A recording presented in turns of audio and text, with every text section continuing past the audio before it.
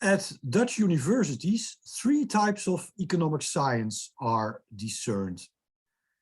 Economy can be seen as the systematized knowledge about behavior on markets, the first type, or as an analytical method or technique, the third type. It est as an engine for the discovery of concrete truth, said Keynes. And there's a second type of economics. And this second type of economics is seen as a behavioral science that studies the efficient and functional economic behavior of people in situations in which they make optimal use of the scarce resources.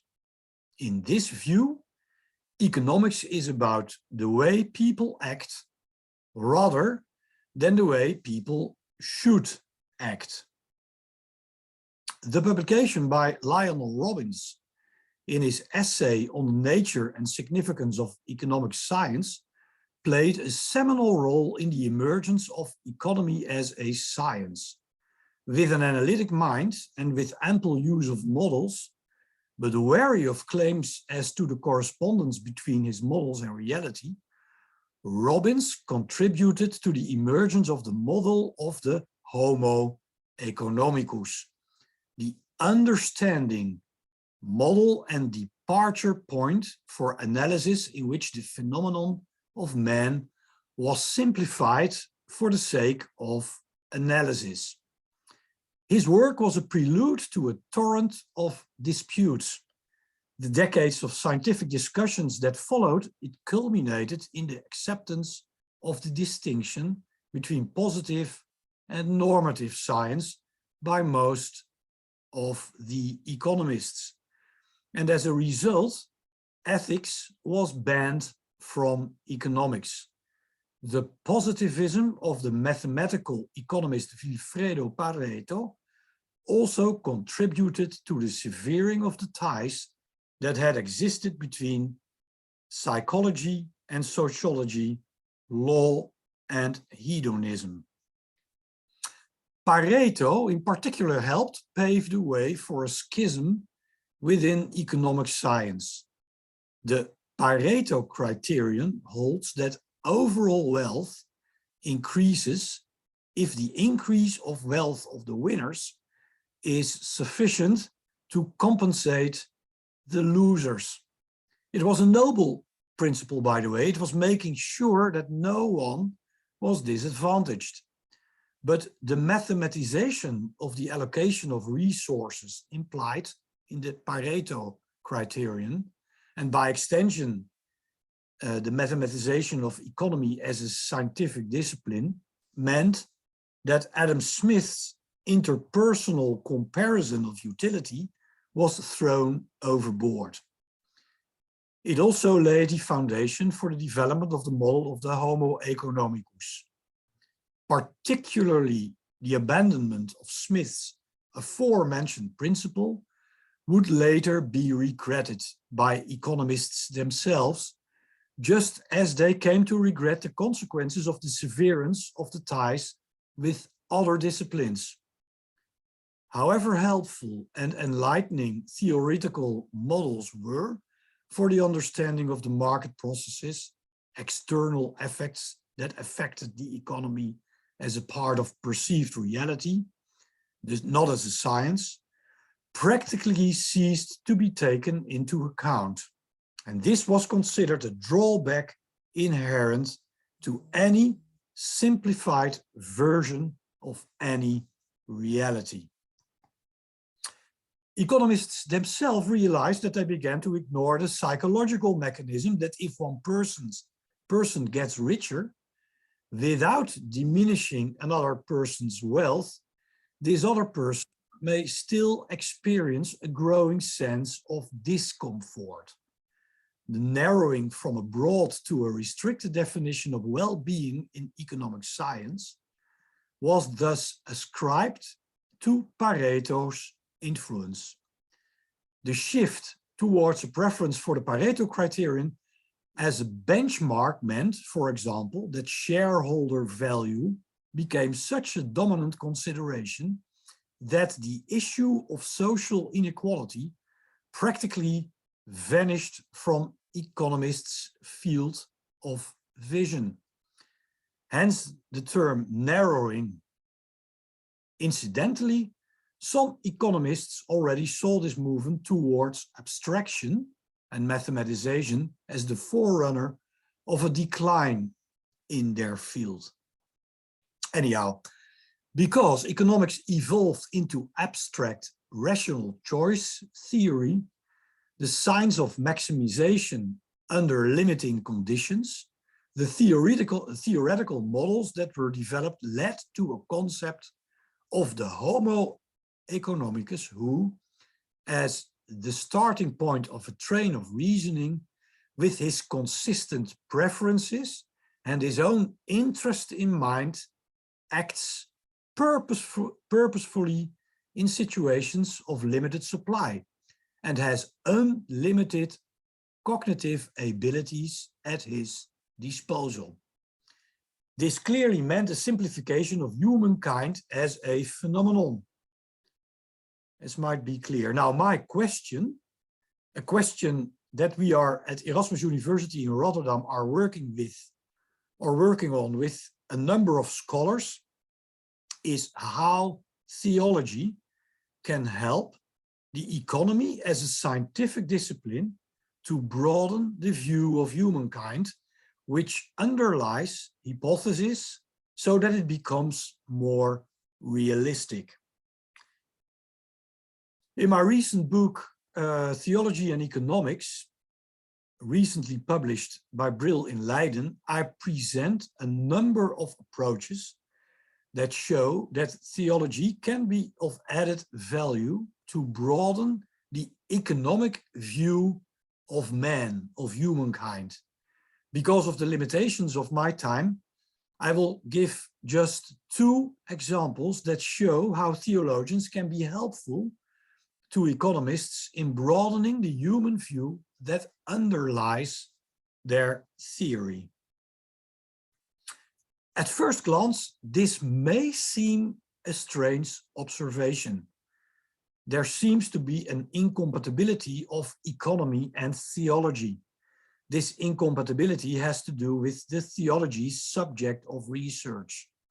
According to the norms that economics would later consider itself bound to, God can only be seen as a dubious category, as God as a research subject cannot be observed or measured in the same way that an empirically verifiable subject or object can. And in Christianity, it is avowed that the Lord has arisen. As a starting point for the development and testing of a theory, a risen subject is hardly ideal.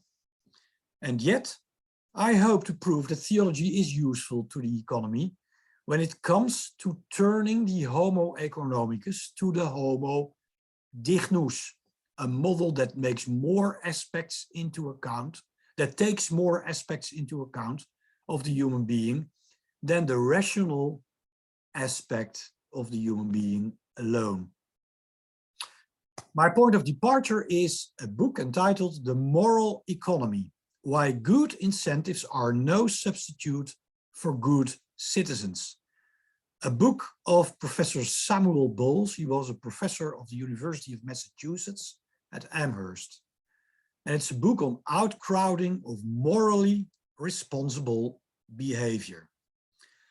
Bowles argues that it is a bad idea to take the concept of the homo economicus as a point of departure for reflection upon human motives, if only because mutual cooperation or interactions are more likely driven by extrinsic, often financial incentives than by intrinsic motivation. Not surprisingly, Bowles discusses a now famous experiment by Uri Gnisi and Aldo Rustichini at great length. As a key part of this experiment, conducted at a daycare center in Haifa, Israel, parents who were late for the evening pickup of their child or children were fined. And as it turned out, many parents gradually began to see their fine as a straightforward payment or remuneration for their tardiness, and began to postpone their pickup times even further. These findings led Bowles to the observation that as soon as people really begin to embody the calculating homo economicus, an outcrowding of ethical motives will ensue. An erosion of moral sense will ensue. A decay of the economic principle of reciprocity will ensue. And a robust civic culture that is shaped by cooperative and generous citizens will never happen. Bowles uses the Haifa experiment to show that there can be a debitum that, instead of being purely financial, has moral overtones. Bowles goes on to reproach modern economists for their inability to prevent situations like the one in Haifa, a failure caused by the way they choose to keep incentives and morals separate. He decries this separability assumption, as it means that motives such as altruism, reciprocity, intrinsic pleasure in helping others, aversion to iniquity, ethical commitments, and other motives that induce people to help others aren't nurtured at all. And in addition, Bowles observes the separation is also incompatible with the striving for natural liberty, described by Adam Smith, the founder of economics as a science. This natural liberty should, after all, never come at the expense of others. The mothers providing daytime care in the case of the Haifa experiment.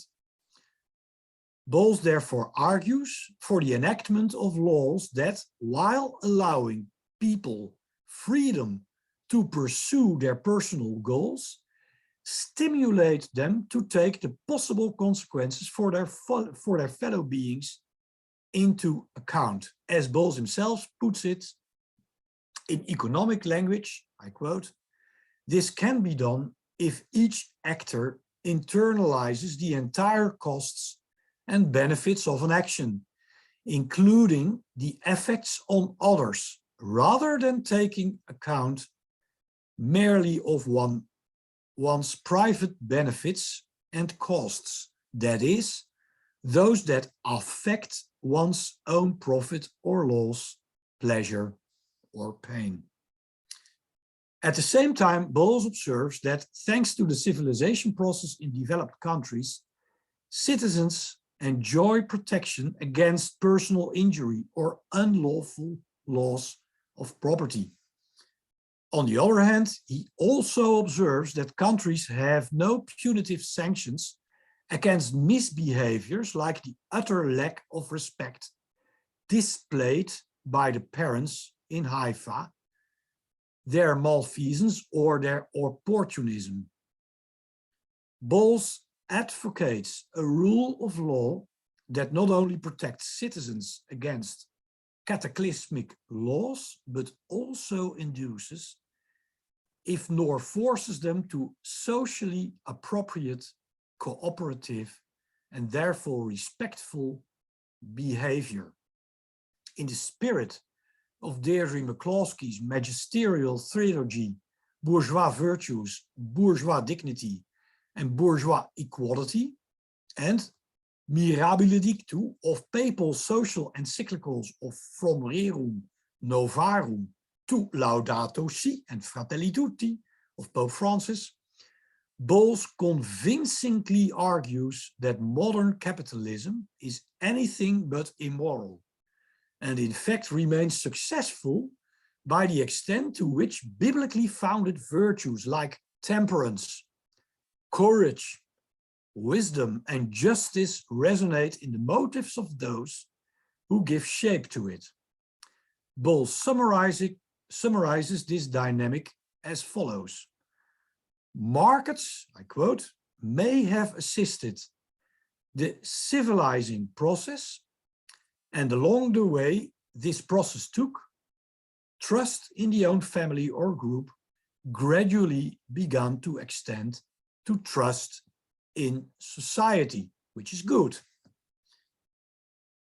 Now, in moral economy, Bowles does more than just criticize parents in Haifa who bent on their self-interest and disregarded the interest of the employees into whose hands they had entrusted their children. He is mainly out to show that the availability of a simple way to buy off a moral obligation inevitably leads to loss of respect for the well-being of others and corrosion of people's moral compasses.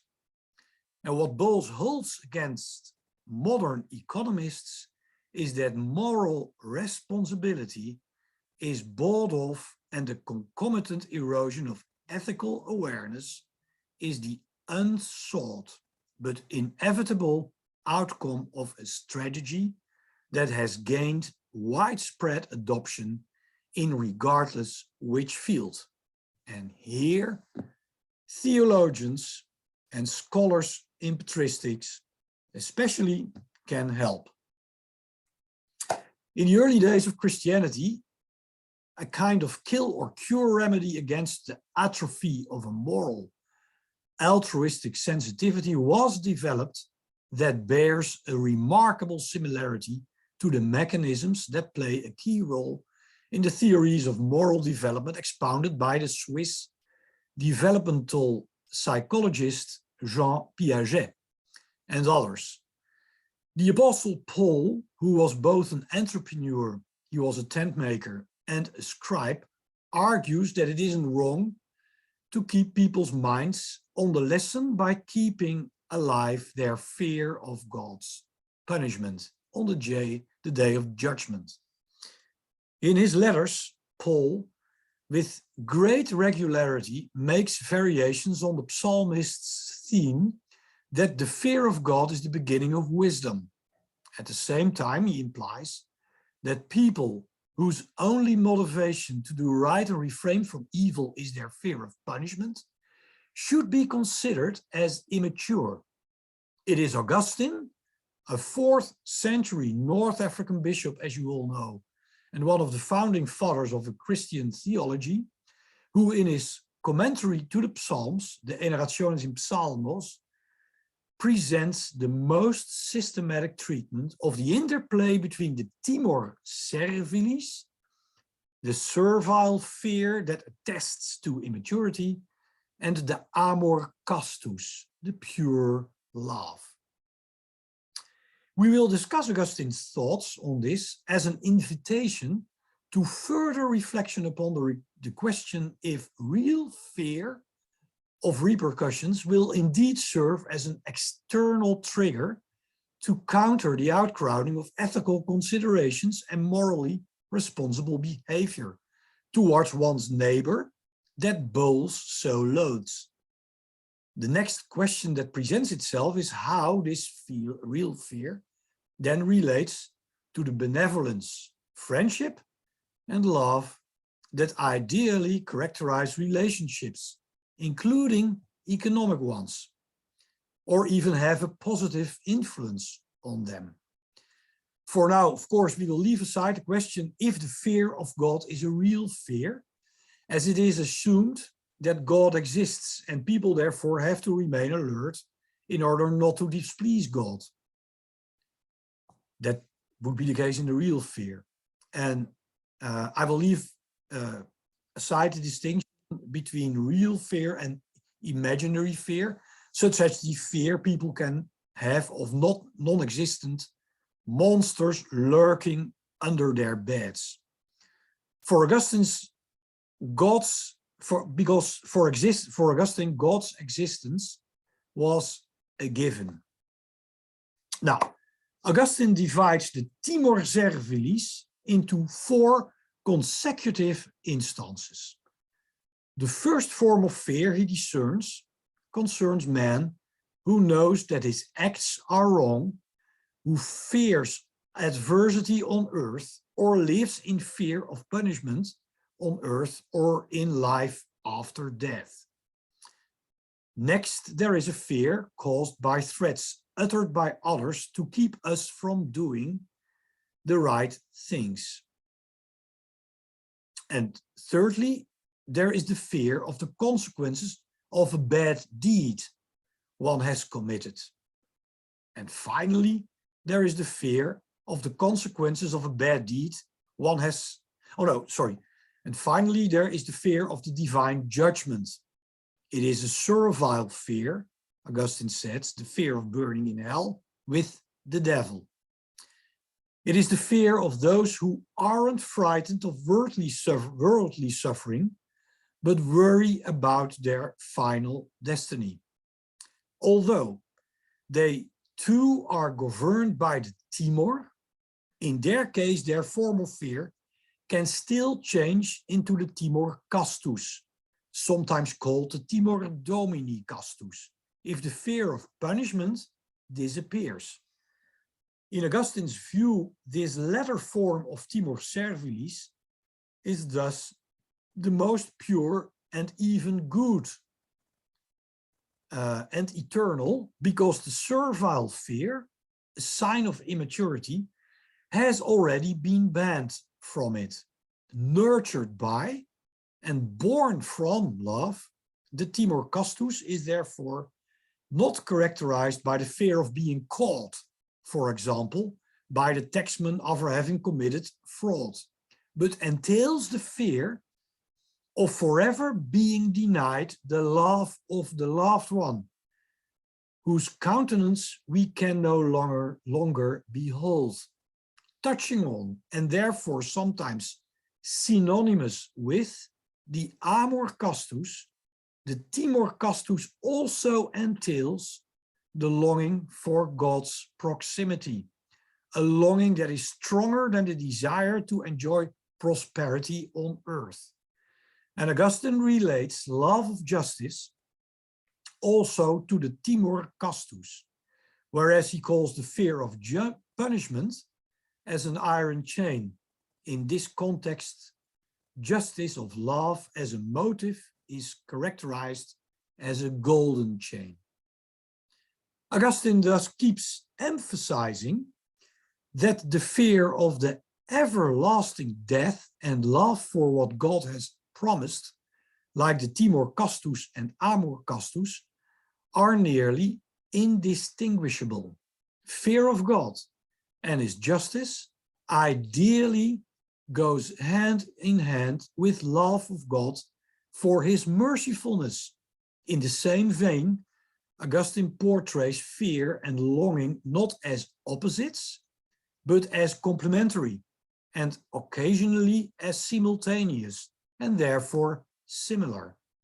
On the one hand, he indicates that he himself is caught by fear of the judgment and the return of Christ. On the other hand, he immediately adds that this testifies to inconsistency, as particularly Christians who live righteously will develop a longing for the arrival of Christ. After all, it's impossible to love someone whose arrival one dreads. His strategy in the Enerationis thus clearly shows that Augustine wants to see a real fear operating as an incentive to introspection and a safeguard against haughtiness. For Augustine, fear is necessary, even indispensable, but at the same time only an attention-sharpening ancilla of hope, joy, love, and longing. As it happens, it was Jean Piaget, like I said, who established that young children accept and internalize rules for conduct out of fear of punishment. At a later stage, children rebel against these rules before eventually reappraising and readopting the old rules, albeit not without taking into account their own personal experiences. They're integrated in it. That Augustine could be called an early precursor to the Swiss developmental psychologist can be seen in his Sermon 156 as a reply to the Pelagians. In it, Augustine writes that a human being discovers his own flawedness through the law. He sees the law as a commanding, threatening, but at the same time promising code that by inducing fear of punishment helps man to gain a better insight into himself and thus temper his arrogance. Only at the stage at which one comes to live under the grace does the motivation guiding an action change. Sure of having been mercifully accepted after the arrival of Christ, a human being will no longer act out of fear of punishment, but out of love of justice. Where Timor in the spiritual state of the serf, where Timor is the spiritual state of the serf, Amor is that of the friend. The two aren't separate from each other. Augustine even discerns an evolutionary process linking them. In this process, fear is the servant of love rather than the other way around. And the late Sermon 156 once again shows that Augustine places the fear at an early stage of the development of the human being. Where he describes fear, he sees it as beneficial to the extent that it brings people to honest self-assessment and the realization that one cannot fully satisfy the law and that one is flawed brings about a fear that ideally leads to a humbleness, a basic attitude that implies a better contact with others and at the same time a good relationship with God. Fear is wholesome as long as it doesn't lead to defeatism, but at a first stage of individual human development acts as the precursor of love. It is therefore a beneficial force, provided the human being doesn't remain stuck in it. Now, Samuel Bowles, whom we've just discussed, once asked himself how economists had been able to swear by the model of the homo economicus for so long. He considers the lack of interdisciplinarity, interdisciplinary collaboration that he sees among his fellow economists, and not just among them, as the main reason for the persistent tendency to keep deferring the design of a portrayal of the human being that outperforms the homo economicus when it comes to bringing the economic reality into focus. As Bowles himself phrases it, economics pay a heavy price for its self-imposed isolation from the other behavioral sciences. At its simplest, the conception underlying contemporary disciplinary boundaries is one of society marked by an implausible degree of specialization among institutions. Families and religious institutions shape culture. Governments govern, and economic institutions allocate resources. These disciplinary boundaries have favored the development of a parochial, incompatible, and inadequate models of human behavior in the various disciplines, ranging from the over-socialized homo sociologicus to the under-socialized homo economicus. Recognition, Bowles says, of the cultural effects of markets and other economic institutions may foster a more unified approach to the behavioral sciences, a benefit of which might be the more successful resolution of outstanding puzzles in economics. That not only, this end of quote, that not only a rapprochement between behavioral scientists and Bohl's confrères, but also a structural meeting of the minds of economists and scholars in patristic science, theologians, is justified, is what we hope to have shown by substantiating the compatibility of theology and economy as scientific disciplines. It is my hope that in doing so, we supply proof that theology and the theological sources have a meaningful contribution to make to the development of a richer language for the reflection upon economic processes that does greater justice to the complexity of a human being as an economic and relational being. Bohl's own criticism that the caesura between ethical motives and external triggers leads to a decreasing awareness of these motives and hence of the economic principle of reciprocity turned out to be grist to the mill of historical theologians. This criticism was the prelude to a reflection upon the possible use of Augustine's vision on the relationship between fear and love for the elimination of the consequences of external triggers and hastening the awareness that reciprocity, altruism, benevolence towards and love for the others lead to happiness. And there's one more example in their wonderful book L'altra metà dell'economia, gratuità e mercati, the Italian professors Luigino Bruni and Alessandra Smerilli see gratuitousness as the ability or even the urge in human beings to act from disinterestedness and not from the pursuit of maximizing their own interests. They argue that if the calculated pursuit of material wealth, efficiency and profit is not combined with a willingness to perform services for a community, people will not be happy. They will not be, well, fulfilled in a way.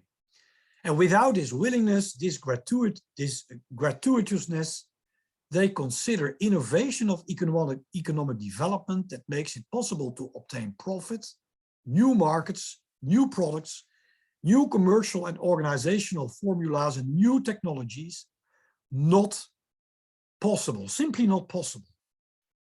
If one strives for a society, they say, in which human relations have an intrinsic value and in which gratuitousness as a virtue becomes ingrained in the way people treat each other, one should develop incentives in such a way that in decisions, the frame of reference is not I, but we.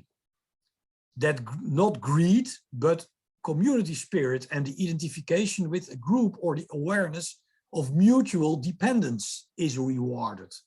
Or that people are honored if they regard the common good as higher than their own personal interests. Then, according to Bruni and Smerilli, a civil economy is created whose prestige is determined not only by the pursuit of efficiency, profit, and calculated exchange, but especially by the pursuit of a gratuitous action. Herein lies human happiness, because man is fundamentally an esse ad, a being who finds its fulfillment in relationships and not in the maximization of his own interests. And it is precisely because Bruni and Smerilli themselves established so many associations with the word grace. This is already contained in the Italian gratia and gratuita, that I now wish to explore the notion of gratuitousness on the basis of the beginnings of the theological disputes about grace that have been held in the course of centuries. The basis for this history-defining dispute on grace, a grace war, some scholar called it, was laid in one of the most debated works in the history of theology, Augustine's De Diversis Questionibus ad Simplicianum. This work was prompted by 8 questions posed by his friend Simplicianus. All questions, however, concern the relation of free will to grace, God's foreknowledge of the way in which his creatures will live, and predestination, man's predestination without his being able to do anything about it by faith in God or by his deeds. In the Expositio Quarundam Propositionum ex Epistula ad Romanos, Augustine still assumed that man himself is responsible for the development of his faith and good works. In that Simplicianum, on the other hand, he wrote that human will and good works can only be good by the grace and not by human efforts first. God's mercy, therefore, in time and cause, arbitrarily precedes everything humanly undertaken.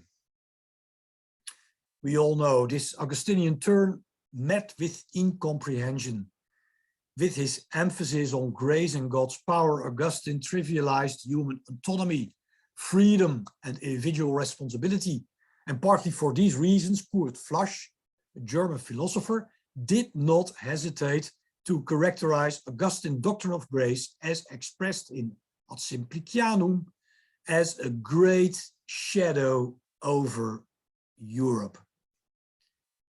Despite Flasch's negative judgment, the word gratuitas as an economically loaded term can be enriched by interpreting it in the light of Augustine's changed conviction about the primordiality and the efficacy of grace.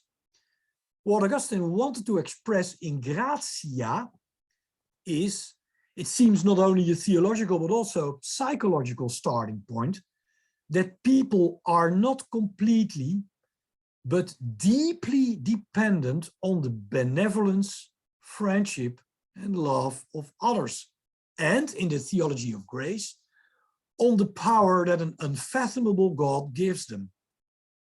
After rereading the letters of Paul, Augustine came to the conclusion that people cannot do something good by their own strength.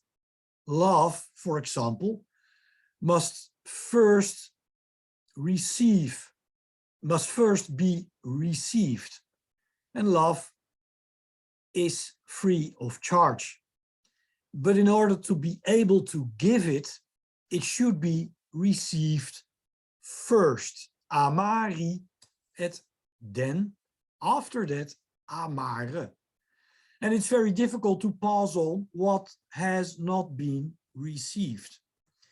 Now, in the disputes about grace, Augustine paradoxically emphasizes the freedom of the will, which allows peoples to be responsible for what they pursue and do. But this freedom is granted, is given. In his view, therefore, mortals should not first become aware of their freedom and individuality, but first and foremost realize that there's nothing they have not received. What people become, they become thanks to the talent that has been bestowed upon them, is in a way of speaking. And what they achieve in social positions depends on what they have been given by others in the public domain. So there's no space, no time for meritocracy in Augustine's view. Augustine does not intensify the awareness of this radical dependence on others in order to make people anxious. On the contrary, he especially wants to awaken the realization that dependence on gratia, on grace, the benevolence of others, and sometimes the grace of God, all at the same time, without it being possible to draw a dividing line sometimes, compels people to humility and a sense of dependence. And this is a virtue which for him makes people as relational beings to see each other as codependent rather than as autonomous individuals who, by means of the right of the strongest, determine the other on the proverbial monkey rock and use others to consolidate their position. Now, gratuita, gratuitousness, is etymologically derived from free and from gratia. It is therefore justified to consider this layer of meaning, this implication contained in the word gratia, when reflecting on the meaning of gratuita, as it is elaborated in economical treatises, and in doing so, in the light of the explanation of the historical origin of the word, enriches the meaning it has, also for the purpose of reflecting on economic processes, which Bruni and Smerilli outline in their book. I come to my conclusions. And there's more to do. We have to take a critical, theologically and patristically inspired look at the notions of bounded morality, bounded rationality, and bounded willpower, all crucial concepts in economics as a discipline. The understanding of the depth, scope, complexity, and implications of these notions could be enhanced by consulting theological and patristic sources in which the I start over again. I start getting tired now. Yes, don't worry. And there's more to do. We have to take a critical, theologically inspired look at the notions of bounded morality, bounded rationality, and bounded willpower that all have become crucial components in economics as a scholarly discipline. The understanding of depth, scope, complexity, and implication of these notions could be enhanced by consulting theological sources in which the inadequacy of reason and love as a path to knowledge are described. The multifacetedness of sin is brought to light in full detail, and the immensity and intensity of the limitedness or weakening of the willpower are described. Works by negative theologians, Chrysostom, Augustine, confessionales, confession mirrors, medieval theological treatises on economic issues, and especially, of course, the works of Augustine, are veritable treasures, are veritable sources that page after page invite us to further reflection upon our limitations as humans. A kind of deep thinking that could help economists on their search for a richer and fuller portrayal of the human being as the foundation for their theoretical models. Thank you for your attention.